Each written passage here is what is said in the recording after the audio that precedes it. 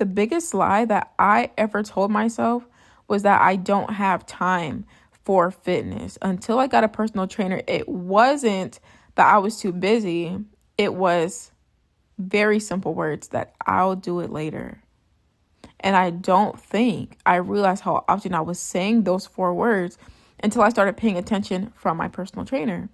Because when you delay yourself and you say, I don't have time, all that does is it quietly becomes your identity over time.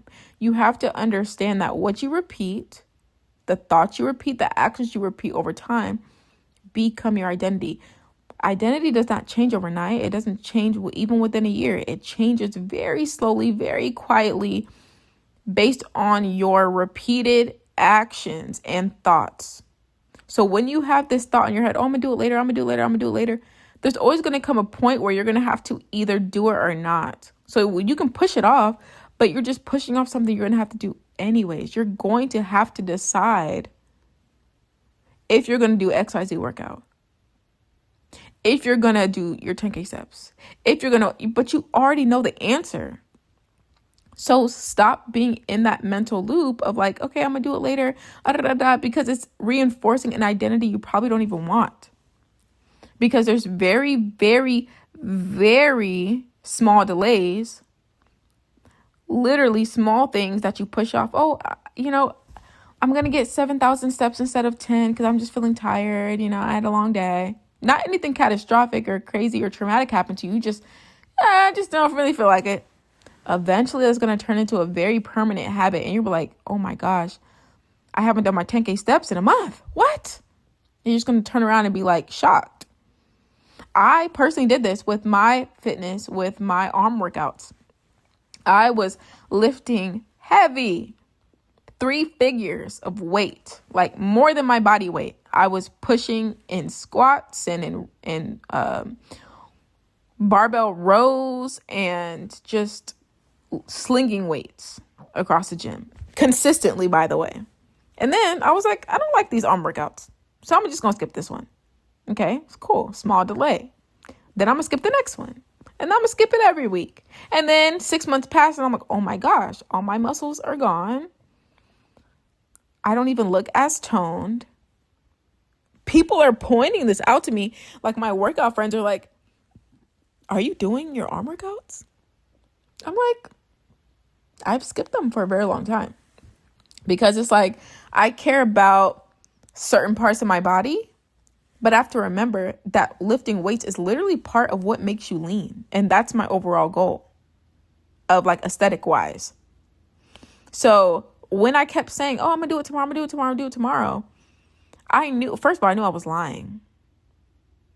But I was saying that because it feels easier than saying, oh, I'm just going to not do it today. I already knew I was lying. But all I had to do was this. Say, I don't like this specific workout on my arms. I know I still need to have one. So I'm going to switch it out and substitute it for something that I want to do for my arms instead. Instead of avoiding the entire thing, I could have just picked something else instead of skipping it for 6 months. And that is literally the difference between planning out your changes and just postponing it. Like, I legitimately just like walked past the weight rack every time I was at the gym, went straight to treadmill. Love my 10K steps down. Like, I love doing my 10K steps because I've been repeating it for so long. It's so easy to remember. I actually enjoy it. It just hits all the boxes for me. But when you're doing certain actions in the gym or based on your fitness, you have to understand that that's the reason you don't have a certain loop in your head about doing it later. Like, when it comes to my 10K steps, my 10K steps is literally my favorite action to do. I love putting on my sneakers, going for a walk. It makes me feel like I'm at home. It feels so normal to me. It makes me feel great. It makes me feel refreshed. I'm just obsessed with it. And so I never have a loop in my head that says, oh, I should do it, or I shouldn't, or I should, because I've already seen the results of it. And it also helps you to stay leaner too, because it engages your core. Literally walking is like only core engaging. Like, it's amazing, especially at an incline with swinging your arms at the same time. So personally, my 10K steps force me to stop doing the delaying at the beginning. Right now I can say I enjoy my 10K sets, but when I first started, it was very difficult because I didn't really know what to do for it. My personal trainer said, okay, do 30 minutes 3 times a day and you should be able to hit it. And I'm like, okay, cool. But then eventually that became hard to do because the weather changed, it got cold and all these other things. And then I was forcing myself to do these three walks. And I'm like, this is too much. I actually really enjoy doing it all at one time, having dedicated time on the treadmill. It's just incredible. So 10K steps literally forced me to stop pushing stuff off. And then it allowed me to stop pushing other stuff off in other areas as well. Because you don't really need more time for your fitness. Like you don't, it's not that you don't have time. It's that you don't want to make time. And so you keep pushing things to go off later. The only thing that you can do is take the time right now that you're going to say, you know what, I'm going to push off this exercise. And in the time it would have taken me to do the exercise, I'm going to find another one to do. Instead of pushing back and postponing, you're going to actually plan for what you're going to do instead.